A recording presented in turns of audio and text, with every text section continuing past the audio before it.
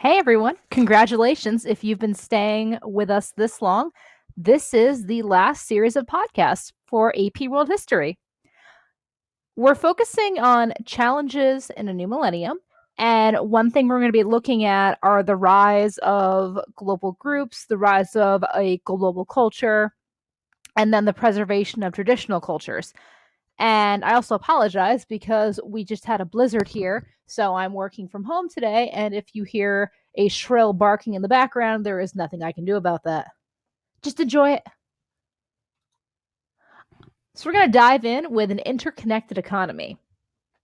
The 21st century in the post American world, in which the power of the Americas is balanced by a strong performance of Brazil, Russia, India, and China. And those are referred to as the BRIC nations.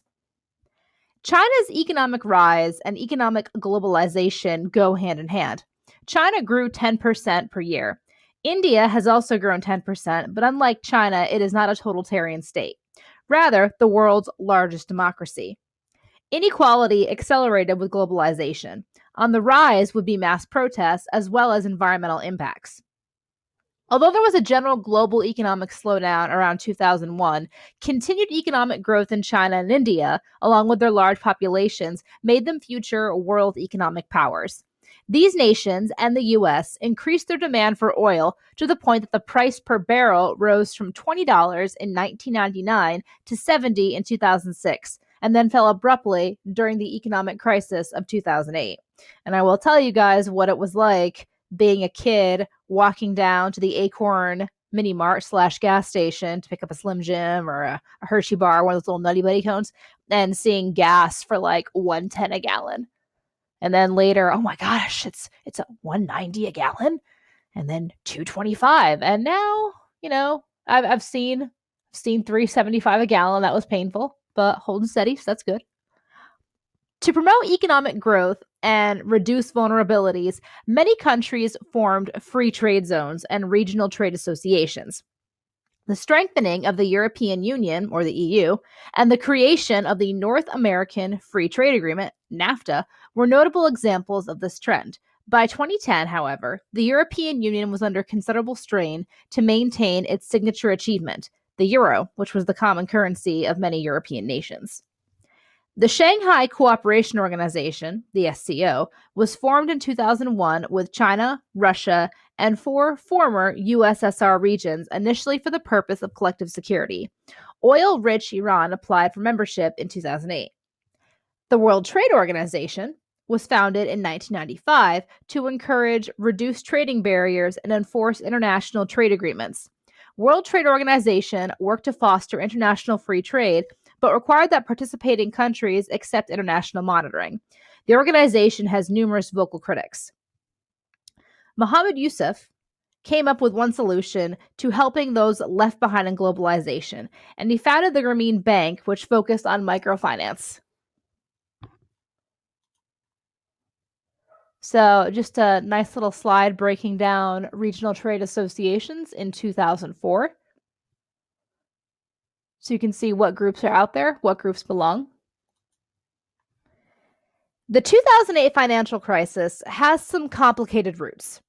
In part, it began in the Asian crisis of 1997, when the investment boom in Asian countries burst. Money then flowed the other way, much of it to the US, allowing the US to fight in 2 wars while lowering taxes. In autumn 2008, the American financial giant, the Lehman Brothers, collapsed. And this, coupled with the housing bubble burst, triggered a worldwide recession. Many countries, led by the US, bailed out banks and financial industries. When the housing boom collapsed, there was massive devaluation in the housing market, and this generated quite a large number of home foreclosures. US financial firms and banks, many of which had used home mortgages to create new sorts of financial instruments to trade, teetered on the brink of collapse. Unemployment increased, and all of these factors triggered worldwide recession. Many countries involved in the recession suffered from, in addition to high unemployment and the housing market collapsing, utter chaos. And this is where you'll also see governments being, well, I should say coups being led against governments. Greece was hit the hardest. When the global recession ensued, high unemployment naturally ensued in the US and Europe, and Greece had serious concerns about the euro currency given the amount of debt they were in. US presidential candidate Barack Obama won the election in 2008 in part from faith in his ability to stem the economic crisis. However, economic recovery has been slow and fragile, hampered in part by the American legislative gridlock. Despite the slow recovery, President Obama was reelected by a substantial margin in 2012. By 2015, it appeared the relative decline of more stable countries and economies may have been overstated.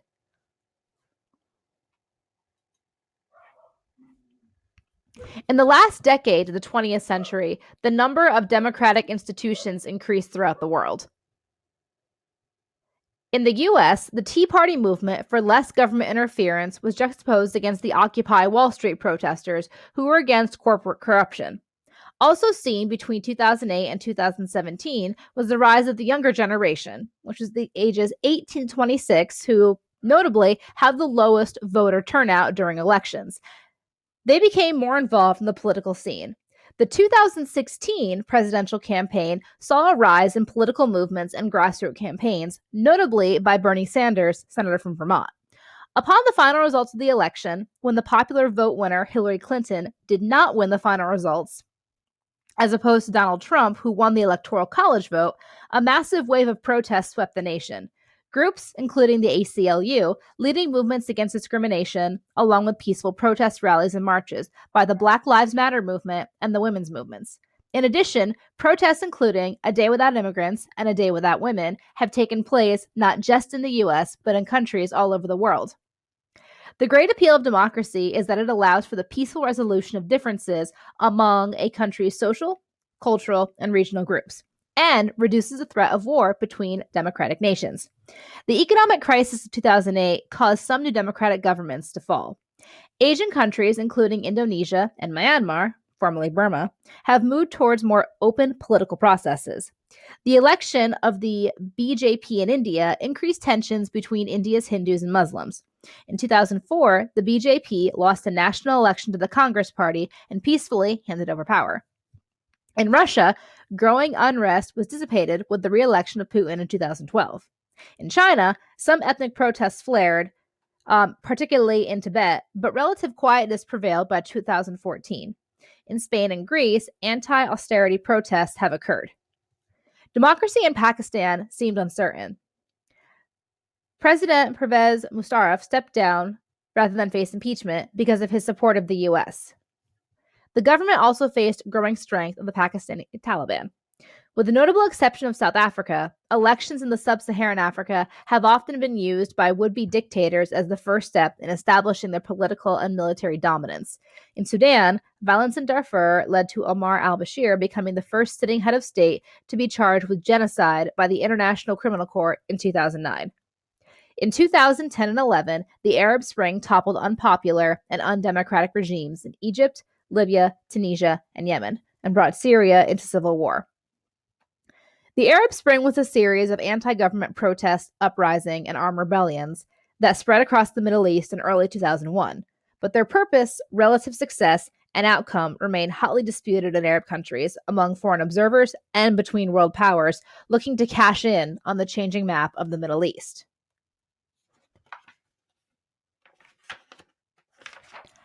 The term Arab Spring was popularized by the Western media in early 2011, when the successful uprising in Tunisia against former leader emboldened similar anti-government protests in most Arab countries. The term was a reference to the turmoil in Eastern Europe in 1989, when seemingly impregnable communist regimes began falling down under pressure from mass popular protests in a domino effect. In a short period of time, most countries in the former communist bloc adopted democratic political systems with a market economy. But events in the Middle East went in a less straightforward direction. Egypt, Tunisia, and Yemen entered an uncertain transition period. Syria and Libya were drawn into a civil conflict, while the wealthy monarchies in the Persian Gulf remained largely unshaken by the events. And the use of the term Arab Spring has been criticized for being both inaccurate and overly simplistic. The protest movements of 2011 was, at its core, an expression of deep-seated resentment at the aging Arab dictatorships, some who have been glossed over with rigged elections, anger at the brutality of the security apparatus, unemployment, rising prices, and corruption that followed the privatization of state assets in some countries. But unlike the communist Eastern Europe in 1989, there was no consensus on the political and economic model that existing systems should be replaced with. Protesters in monarchies like Jordan and Morocco wanted to reform the system under the current rulers, some calling for an immediate transition to a constitutional monarchy, others content with gradual reform. People in Republican regimes like Egypt and Tunisia wanted to overthrow the president, but other than free elections, they had little idea of what to do next. The Arab Spring was a failure only if one expects that decades of authoritarian regimes could be easily reversed and replaced with stable democratic systems across the region. It has also disappointed those hoping that the removal of corrupt rulers would translate into an instant improvement in living standards. Chronic instability in countries undergoing political transitions have put additional strain on struggling local economies, and deep divisions have emerged between the Islamists and secular Arabs. So we have an interesting map, if you're interested in demographics, of the global division of wealth. And that's per capita income. So obviously per year as well. Experiments in democratization took place in Afghanistan and Iraq after the US overthrew both regimes. Ruled by the Taliban at the time of the 9/11 attacks and harboring Osama bin Laden, Afghanistan became the target of the US in December 2001. As you know, on September 11, 2001, al-Qaeda terrorists hijacked 4 American planes and used them as weapons of mass destruction. Thousands were killed in the 4 crashes, and the U.S. experienced worldwide sympathy. At the same time, the incident caused many in the U.S. to be suspicious of all Muslims, regardless of national origin. India blamed local extremists aided by Islamists in Pakistan for the bombings. When the U.S. decided to invade Afghanistan in October 2001, many countries in the world supported them. With the fall of the Taliban, Hamid Karzai was elected interim president in 2002 and was Afghanistan's first democratically elected president in 2004. Afghanistan's government has not proven strong enough to control warlords in some outlying regions, and it has had to fight attempts by the Taliban to regain power. Despite efforts to stem production, the majority of Afghanistan's agricultural income comes from the production of opium. The international community was not nearly as supportive of the U.S. decision to invade Iraq in April 2003.